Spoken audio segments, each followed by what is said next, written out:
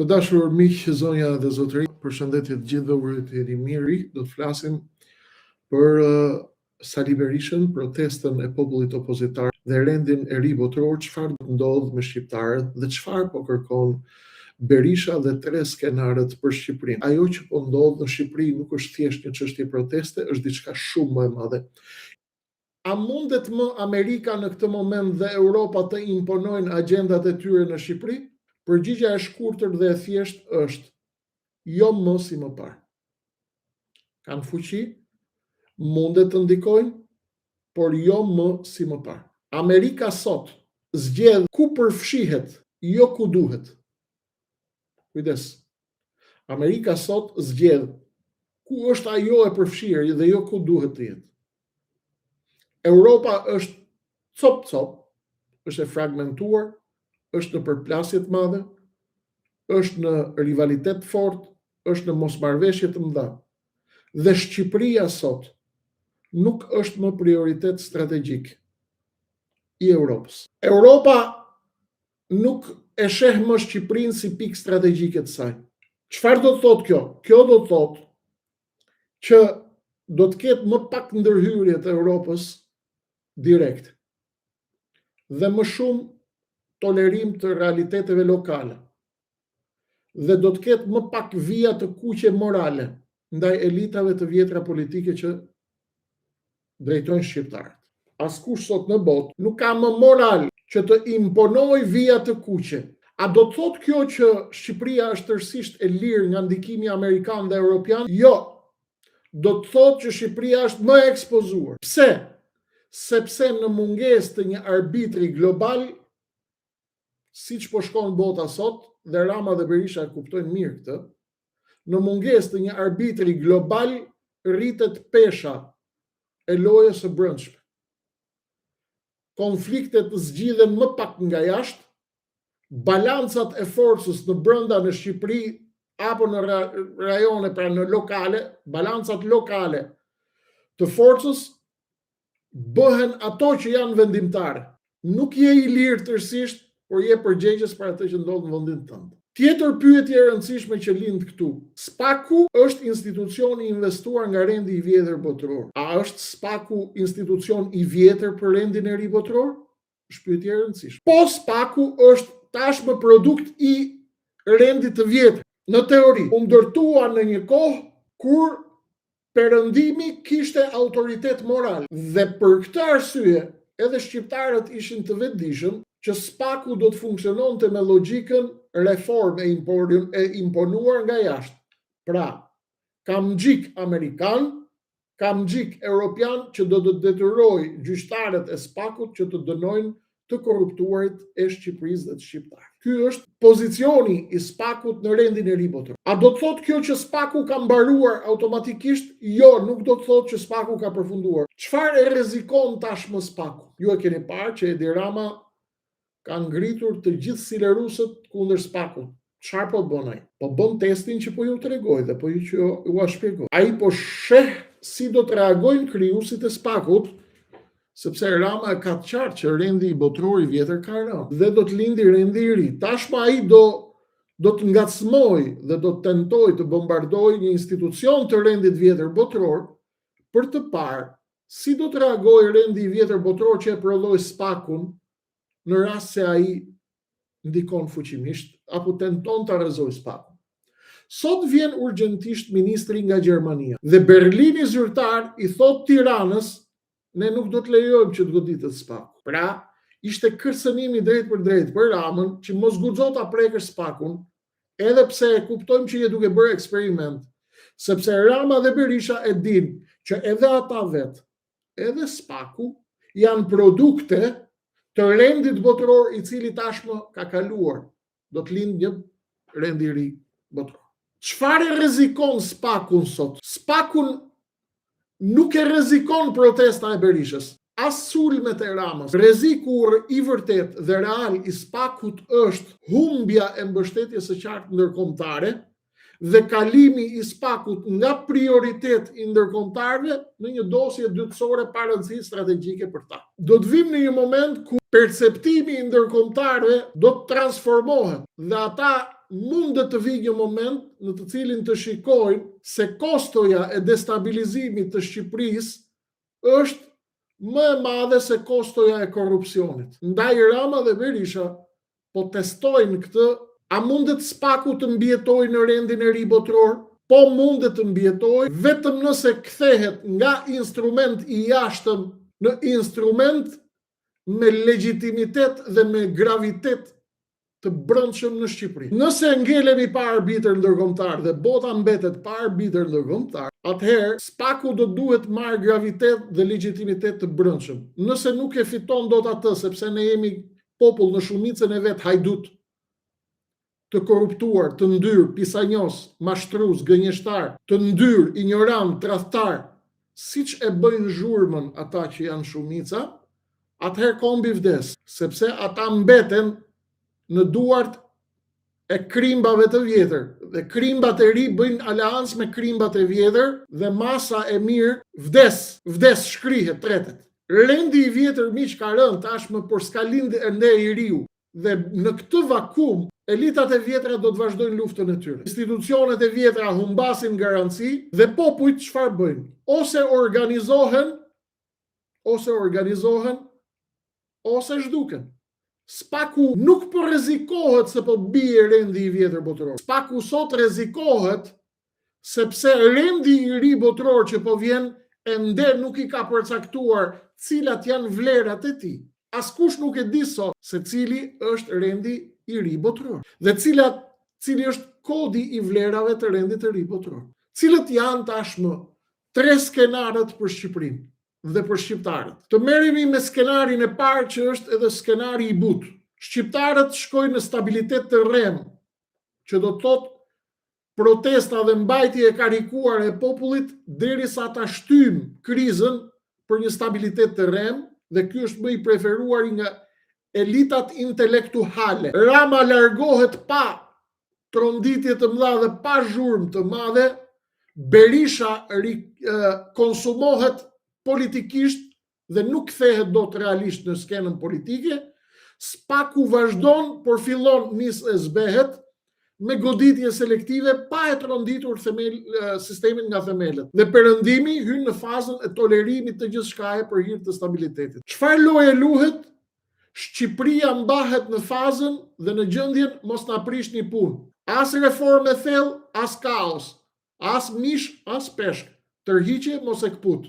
As ta lëshu, as ta ashtu, as të lëshon. Emigrimi vazhdon si valvull shkarkimi. Çfarë fiton populli shqiptar në këtë skenar? Fiton qetësi afat shkurtër, por humbje afat gjatë. As drejtësi reale, as zhvillim real. Dhe ky është skenari numër 1, skenari i zvarritjes së shqiptarëve, por jo skenari i shpëtimit, sepse edhe nëse del nga loja butësisht Edi Rama dhe nuk favorizohet më Berisha dhe nuk futet dot më në lojë Berisha, edhe ky është skenar i zvarritjes. Skenari numër 2, që është pak më i vështirë dhe pak më i errët, është shumë i rrezikshëm, por jo i pamundur, ndaj duhet hapim syt. Çfarë ndodh? Kriza politike në Shqipëri përshkallëzohet dhe protestat kthehen në përplasje mes opozitës dhe shtetit. Sepse siç u thash më lart, Berisha me Ramën nuk janë miq, por as armiq ekzistencial. Në rast se institucionet humbasin autoritetin si rasti i Spakut, perëndimi nuk ndërhyn në këtë moment dhe në këtë skenar, sepse është duke u marrë me teza më të mëdha ndërkombëtare, dhe çfarë ndodh? Perëndimi vjen dhe thot, ju shqiptarë zgjidhini vetë hallet e tuaja. Çfarë loje luhet në këtë skenar? Elitat përplasen për mbijetesë. Ligji bëhet selektiv ose paralizohet tërësisht, dhe ku kalon fuqia reale? Fuqia reale kalon tek parat kesh, tek rrjetet informale dhe tek presioni i rrugës, kush ka më të shumë gangstera me vet. Çfarë fiton populli në këtë rast? Fiton noc rrokun, pasiguri dhe mundësi për të kaluar nga një autoritarizëm në një autoritarizëm të ri, tek skenari i bandave në 97. Ky është skenari i vakumit të rrezikshëm, i cili në kushtet e krijimit të rendit të ri botror, ky skenar është tepër i rrezikshëm për Shqipërinë, ku gjithçka mund të shkojë më zi se vetë. Skenari i tretë që unë shoh për shqiptarët në këtë moment është një skenar i përzirë. Tranzicion i dhimbshëm, por me shanse të mëdha për të u bërë. Dhe ky është skenari më realist dhe më vendimtar. Çfarë ndodh në këtë skenar? Rendi i vjetër nuk shëmbet me një herë. Rendi i vjetër pra që po bie nuk shëmbet me një herë, por nisë kriset dhe nisë e fiton një çarje brenda. Rama dhe Berisha e humbasin gradualisht peshën e tyre dhe bien në bërënje të lirë, siç janë duke rënë. Spak ose reformohet ose fiton legjitimitet të brendshëm nga shqiptarët, ky është skenar më pak i mundshëm, ose zëvendësohet me mekanizma të ri të cilët do t'i prodhojë rendi i ri botëror që do të vijë në botë. Pasi të kuptojmë cili do të jetë kodi i vlerave të rendit të ri botëror. Çfarë loje luhet në këtë skenar? Në këtë skenar hapet gara reale për lojtar të ri në fushën politike në Shqipëri. Shoqëria shqiptare fillon të kërkojë një vizion të ri dhe jo thjesht të jetë anti X apo anti Y, dhe politika detyrohet të artikulohet qartë me projekte dhe jo me frikë. Çfarë fiton populli shqiptar në këtë rast? Nuk ndodh mrekullia sigurisht, por është një mundësi historike dhe është një mundësi reale për një kontratë të re shoqërore. Ky është i vetmi skenar që mund t'ia vlejë disi.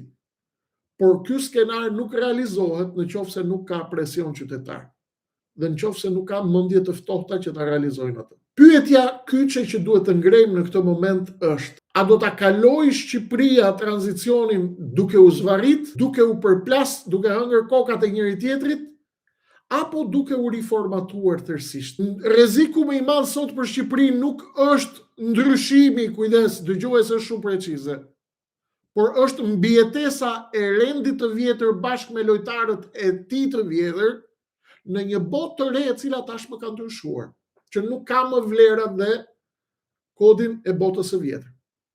Çfarë duhet të bëjnë shqiptarët tani? 1. Mos u rreshtoni verbërisht pas individëve. Kërkoni kauza dhe vendosni kushte, mos kërkoni shpëtimtar dhe profet. Ata nuk kanë për të ardhur kurrë. Vendosni kërkesa konkrete për jetën tuaj. Drejtësi, të barabartë, zgjidhje reale, ekonomi dhe garanci dhe siguri.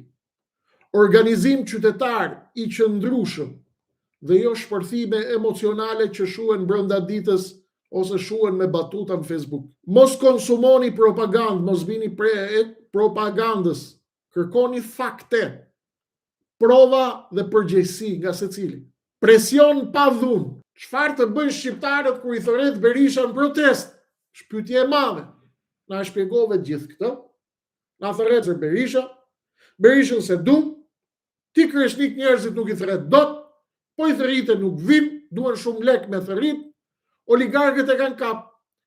Çfarë do bëjnë njerëzit? E kam thënë dhe e përsëris. Mos bëni protesta pa kushte. Protestat pa kushte të shndërrojnë ty në një kondom. Dini ç'është kondomi. Nuk po përdor atë fjalën ti. Protestat pa kushte ti je një facolet që përdoret, hidhet në kosht plerave për të arritur qëllimet e dikujt. A duhet të protestojmë apo të rrim në shtëpi? Jo protesta pa garanci. Jo protesta nga lojtarët e rendit vjetër botëror pa dhënë garanci për të ardhmen e Shqipërisë dhe për të ardhmen tuaj dhe për të përdorimin tuaj. Në qoftë se nuk ka kushte, afate, qëndrim kritik dhe shkojmë pas turmave, ne do të jemi të përdorshëm. Çfarë kushtesh janë? 1. Jo sigël partijake, bashkimi i popullit opozitar, në të gjithë Shqipërinë dali populli jashtë si Nepali, pa dallim krahin e ideje. 2. Vendosje e afateve. Jo protesta me afat, protesta pa afat. Rrethim si Nepali i kryeministrisë, i vilave të tyre, i pasurive të tyre, jo dhunës, rrethim paqësor që mos të kenë nga t'ja mbajnë mit me gjithë patronazhistët, se janë të evidentuar të gjithë. Protesta me dalë shëtitje në bulevard kanë vetëm një qëllim: rritjen e stekës së Berishës ke Rama rritjen e pazarit Berishës tek Rama dhe mesazh i fortë për ndërkombëtarët që nuk keni asnjë mundësi të merreni në Shqipëri, po nuk u morët vesh me mua. Protest derisa të bie parlamenti me gjithë qeverinë, të tjerat janë rrena pallavra. Garanci nga protesta që shkojmë në qeveri teknike, jo të marrë vesh nga Rama dhe Berisha. Qeveri teknokratësh, specialistësh jashtë ndikimit të PS-s dhe PD-s.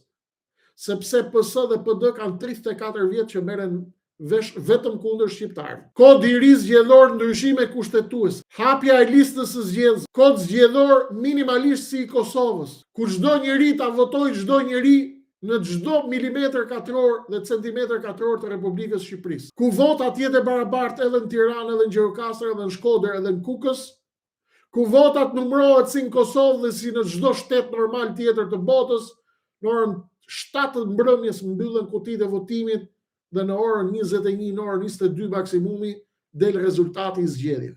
Në qoftë se nuk ju japin këto premtime, edhe baba jot me të thirrën protest, është duke ta futur sa krau, jo Sali Berisha. E kuptuat?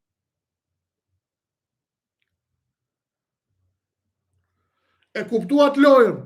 Baba jot me të ftun protest, pa t'i dhënë këto garanci që të thash unë, është duke ta futur sa krahu, është duke të përdor si kondom. Ata të bëjnë pazaret dhe të rrisin stekën e tyre.